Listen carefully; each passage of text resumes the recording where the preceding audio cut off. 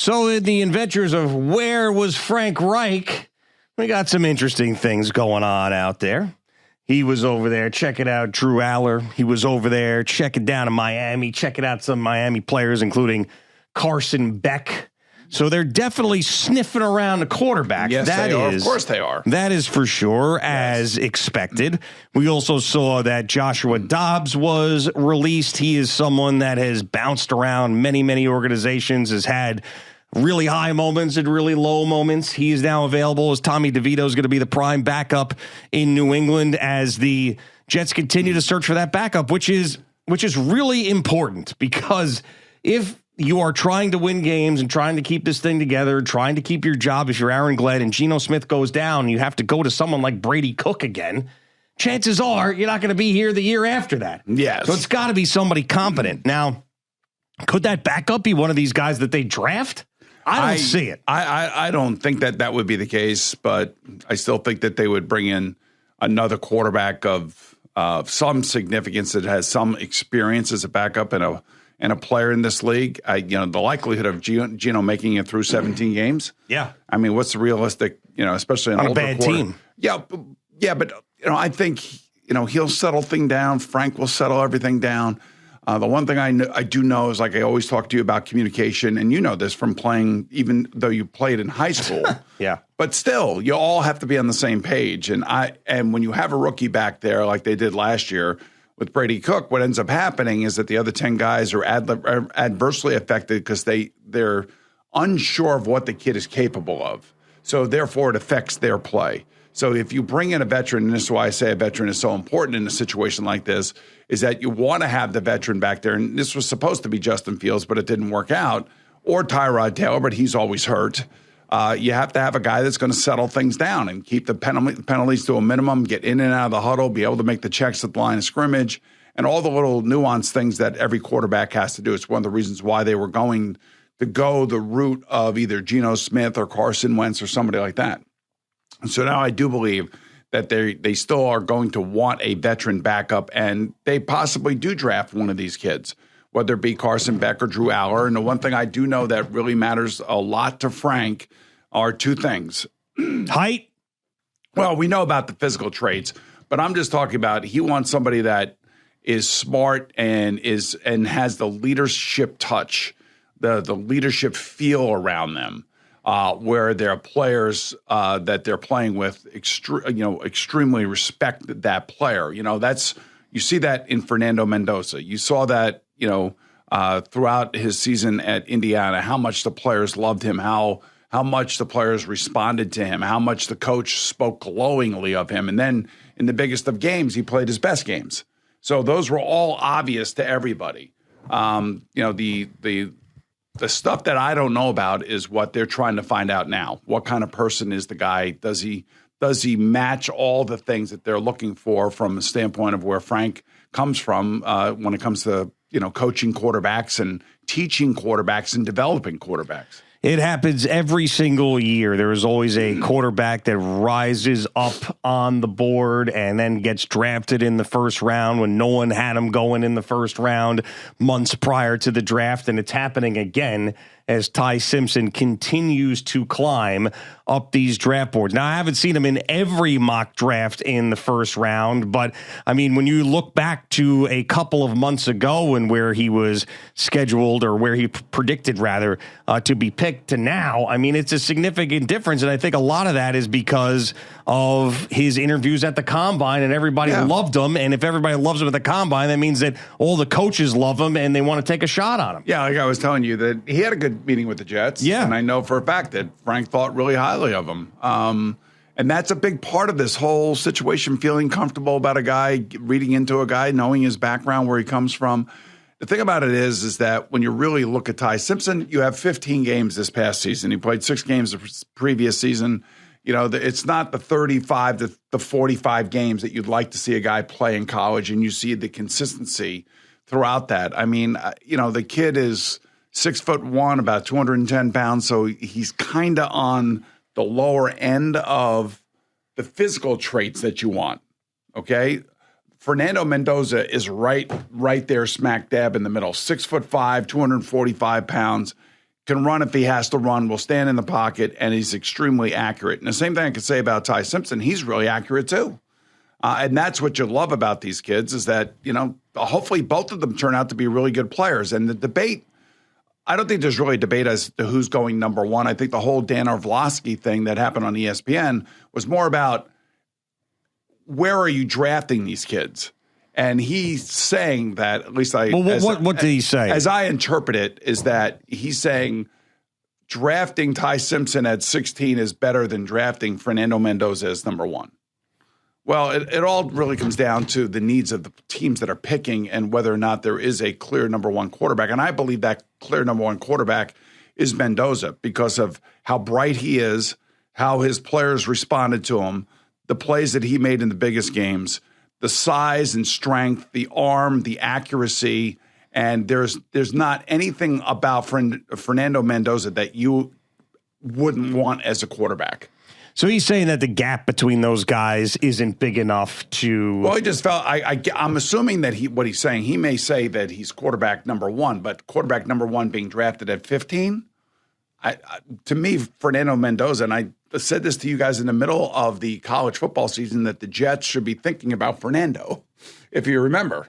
And the reason for that was because of the number of the games that he had played early on in the season also, and he got better as the season went on. Plus, there weren't any other quarterbacks that were really making a name for themselves at that point, and a bunch of the guys that were the top prospects were getting hurt. You hear a lot about guys talking about what kind of offense did he play at Indiana.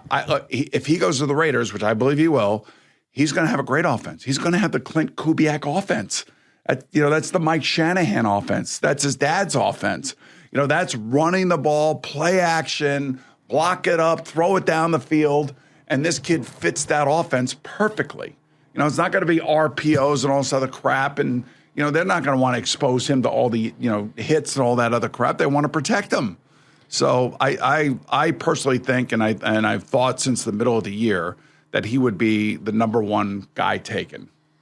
Yeah, and to me, there's really no debate.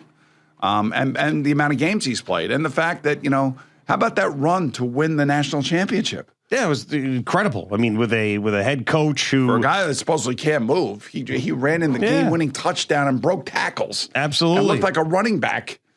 Yeah, so I guess Max Crosby's going to stay there, right? I mean, I guess it sounds like it. He's going to stay unless the Dallas Cowboys get itchy, or the Vegas Raiders lower their demands. Yeah. I mean, with the money that they spent in free agency, getting the number one overall pick and keeping Max Crosby. Yeah. I mean, they have an opportunity with a new coach to turn it around very quickly as well. Well, depending on the quarterback. I mean, I'm assuming. But you think he's going to be all right? I think he'll be fine, and I think they'll protect him. And I think they get the right coach. I mean, it's the coach who's got an offense that is right out of, the John Elway years in Denver. Yeah. Now, it's morphed into more of an open offense, no question about it. But still, the bottom line for every offense in this league should start with the run to create the toughness that you're looking for on throughout your entire team. Stopping the run and running the ball, no matter who your quarterback is, should always be paramount to who you are as a team. That's why even with Patrick Mahomes, the Kansas City Chiefs, they have Isaiah Pacheco slamming it up in there. Right, and now they're going to get Kenneth Walker. Slamming it up in there. Exactly, because Andy Reid knows. Andy Reid knows you play in Kansas City, you better be able to run the ball. Yeah, we got a great quarterback, and we got to give him some wide receivers, but, man, we got to be able to run the football first and foremost. Get up in there. And that's why I think the Kubiak-Fernando Mendoza matching in Vegas just makes too much sense, regardless of what anybody says. All right, the updated over-under win totals for these teams after free agency prior to the draft. How many teams do you think, and the answer could be 0 as well, how many teams do you think have a lower over-under win total than the New York Jets? I would say the Cardinals. Okay, you're right. That's 1. Say the Dolphins. That's 2. Maybe the Buccaneers. No, you were right. That's it. Just those 2. Just those 2. Okay. Just those 2. Bucks are all the way up at 8.5. By the way, so the Dolphins and Cardinals are 4.5, and the Jets are 5.5. So the teams that I think are going to make the big, if I had to guess now, the teams that are going to make the biggest jump from where they were last year, I kind of feel like the Falcons are in that mix. Okay. Kind of feel like the Giants are in that mix. The Raiders should win more than 3 games. I believe that the Jets will win more than 4 games. Well, if you like the Falcons and Giants, they're both at 7.5. Yeah, well, so it's better than they finished for sure. Oh yeah, of course. What are the Browns? 6.5. Huh. That's an interesting one to me. I mean, this can change too. I mean, with to the me, draft. that's an interesting one to me. The Browns with Todd Monken and who's their quarterback? Like, is it Deshaun? Is it? You're saying Shador? it's interesting because you think they could bottom out again. They could, because I don't know about their offense. I mean, I kind of think their defense is going to be pretty good, but. The other thing, too, is that, you have the Super Bowl champion Seattle Seahawks lost a number of players, and they just paid Smith and Jigba, $42 million a year? Yep. Now, all of a sudden, he's the highest paid wide receiver in the league. There's $42 million a year for a wide receiver. Think about that for 1 second. I'm thinking about it. $42 million a year for a wide receiver. So when the salary cap started back in 1994, when I was with the Jets, the most that you could spend on a team was $34.5 million. Huh. Yep. And now you've got this. You've got 3 wide receivers in the NFL that get paid annually more than that entire salary cap number. Exactly. There's 8 teams in the NFL that have a 10.5 over-under win total. 8 teams. Now there's 2 at 11.5, which are the top 2. Okay.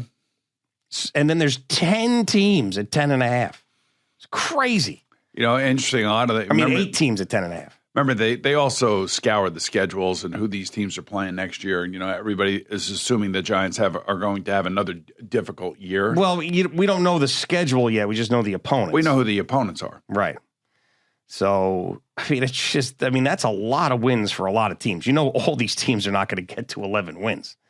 There's going to be a couple unders in these 8, 10.5 teams. Some teams will fall apart. Some teams will, guys will get injured and won't be able to make it through a full season. All right, 1 NFC team, 1 AFC team as the highest over-under win total at 11.5. There's only 2 of them.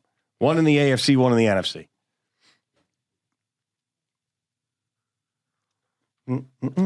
AFC, the Bills. Bills are a 10.5 team. They're a 10.5 team.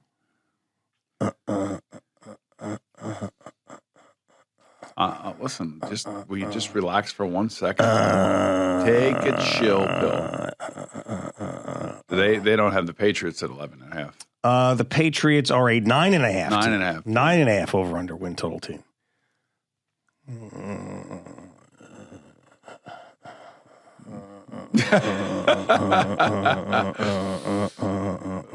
Who am I missing? Not the Chiefs.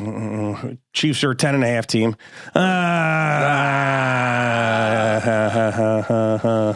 Broncos?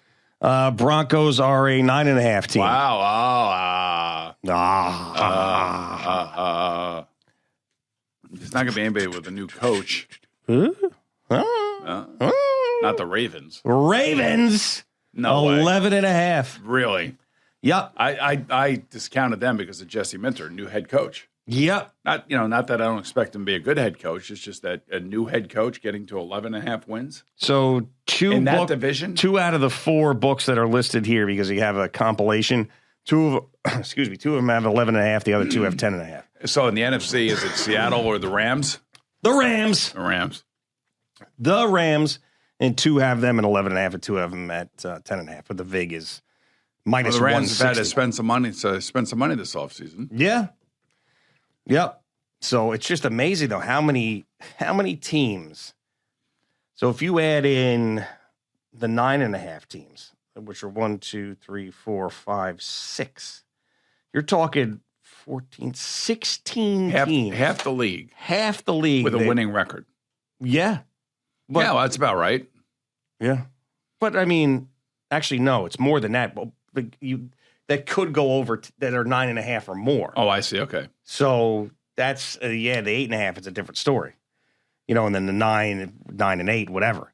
But there's going to be a bunch of teams that are going to be how under many that. noins do you have there? No. Yeah, how many noins? 6.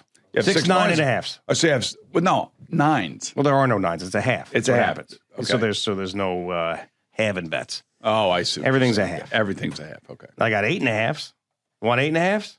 8 and a half. 1, 2, Bengals, 3, 8 and a half. 4, 5. The Bengals are 9 and a half. The Chiefs, Chiefs 10 and a half, you told me, right? Yeah. Broncos are 9 and a half. Yeah. The 8 and a halves are Bucks, Cowboys, Vikings, Colts, Steelers. Oof. You saying oof? I mean, the Colts, that division's got Houston in it. It's got Jacksonville in it. Yeah.